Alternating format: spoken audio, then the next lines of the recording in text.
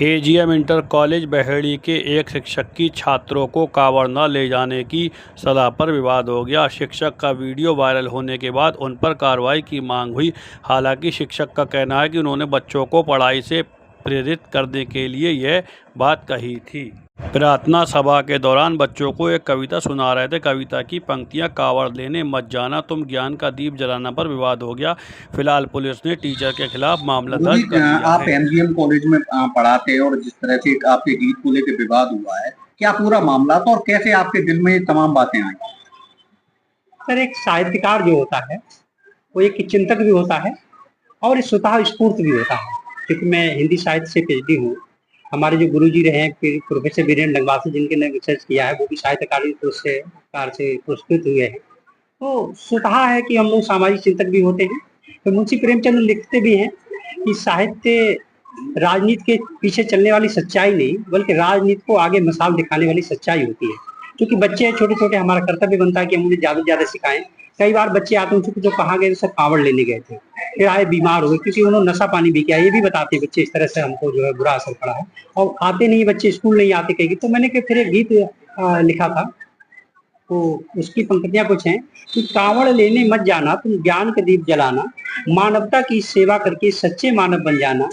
शिक्षा है जग जग की जननी, उसका दूध पियो तुम, सत्कर्मों का रहस्य बड़ा है, उसका रूप गुनो तुम। सत्य आचरण प्रेम परोपकार है सब जीवन के साथी, ज्ञान विवेक का दीप जलाओ है यही तुम्हारी साथी। सवाल ये है कि जो है कांवड़ को लेकर जिस तरह की टिप्पणी या आपका भावार्थ जो भी रहा हो, उसी इलाके से नमाज, सामूहिक नमाज होती है, उसमें भी बच्चे जाते हैं। उस समय आपके द्वारा नमाज का कोई जिक्र नहीं हुआ, ऐसा हिंदू संगठनों का कहना है कि आपने नमाज को लेकर कभी कोई नसीहत नहीं दी, कांवड़ को लेकर एक नसीहत दे रहे हैं, ये गलत है। अब ये गलत कैसे हो सकता है? जो हमारे सामने आ रहा है और जो हमारे मुंह से स्वतः निकल गया, कहीं ना कहीं है तो है। तो जो हमारे दिमाग में आ गया उस समय जो चला आया वो हमने लिख लिया। अब क्योंकि हिंदू संगठनों की ओर से आप पे एफआईआर दर्ज कराएगी, पुलिस इन्वेस्टिगेशन होगी, तमाम बातें आपसे पूछी जाएंगी, क्या कहना चाहेंगे पुलिस से? अब इसमें हम क्या कहेंगे, एक विडंबना ही है हमारे देश की कि जिसके लिए गुरु भगवान से बड़ा भी बताया जाता है और बिना हमारी मंशा जाने। जबकि मैं वहां पर कई कार्यक्रम करवाता हूँ, एनएसएस का प्रभारी भी हूँ और भी सांस्कृतिक कार्यक्रम करवाता हूँ और शायद प्रतिदिन बच्चों के लिए कुछ ना कुछ बताता भी हूँ। हमारा बिना पक्ष जाने कुछ भी, और पूरे गीत को अगर आप पढ़ेंगे सुनेंगे भी, कांवड़ शब्द एक बार आया वो भी बच्चों के लिए है, ना कि हमारे कभी बाहर निकले हमने कहा कि भाई बड़े लोग जा रहे रोड पे वो ना जाए। हम तो बच्चों के लिए कहा है वो है। अब इस पे लिखी गई है एफआईआर, इसको विडंबना ही कहा जाता है। अच्छा, जैसा कि आप अखिल भारतीय विद्यार्थी परिषद से भी जुड़े रहे हैं, तो संघ का आम सिंह संगठन और भाजपा भी उससे जुड़ी हुई है और उन्हीं हिंदूवादी संगठनों ने आप पे एफआईआर दर्ज कराई है, क्या कहेंगे? उसमें वो लोग शामिल हैं जो कभी ना खुद जाते ना अपने बच्चों को लेके जाते। जिन्होंने हमारे ऊपर एफआईआर दर्ज कराई है वो ईर्षा और द्वेष के भाव से ग्रस्त हैं, संकीर्ण मानसिकता के हैं। आप पूरी कविता को पढ़े, वो पूरा भाव हमारा जानने का प्रयास करें। क्या यही बात लिखी हुई है? उसमें ये भी तो लिखा है, शिक्षालय पुस्तकालय में पर ज्ञान प्रदान करो।